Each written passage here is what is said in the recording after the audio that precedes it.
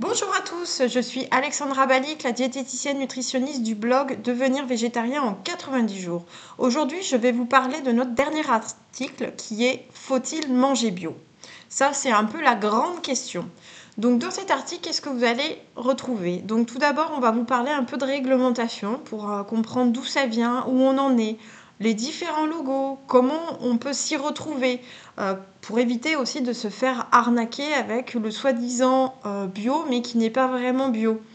On va vous parler aussi des contraintes du bio, voilà, pour mieux comprendre ce que c'est le bio, parce que souvent on se dit, oui, bah, si le champ d'à côté il est traité, ça sert à rien d'acheter quelque chose qui vient d'un champ bio qui est à côté d'un champ traité, donc il y aura forcément des pesticides. Bah, vous verrez que c'est pas si simple que ça et qu'il y a quand même une réglementation qui est là pour bien cadrer tout ça.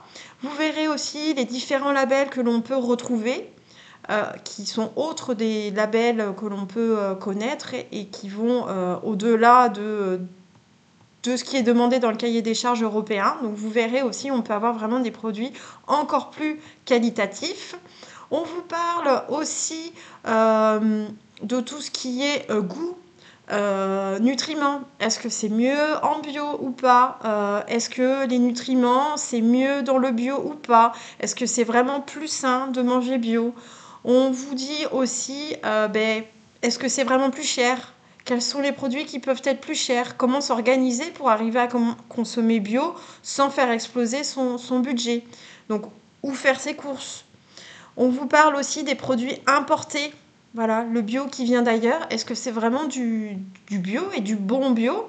On vous parle aussi en fait du bio pour la santé, mais du bio aussi qui est un acte pour la planète. Donc on vous explique tout ça. Vous y retrouverez aussi plein d'infographies issues du site internet agencebio.org, le site du gouvernement, donc des petites infographies très sympathiques.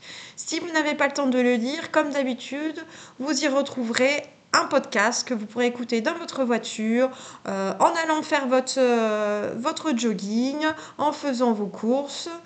Donc vous pouvez le lire, l'écouter comme vous voulez, l'arrêter, le reprendre, y revenir. C'est assez simple.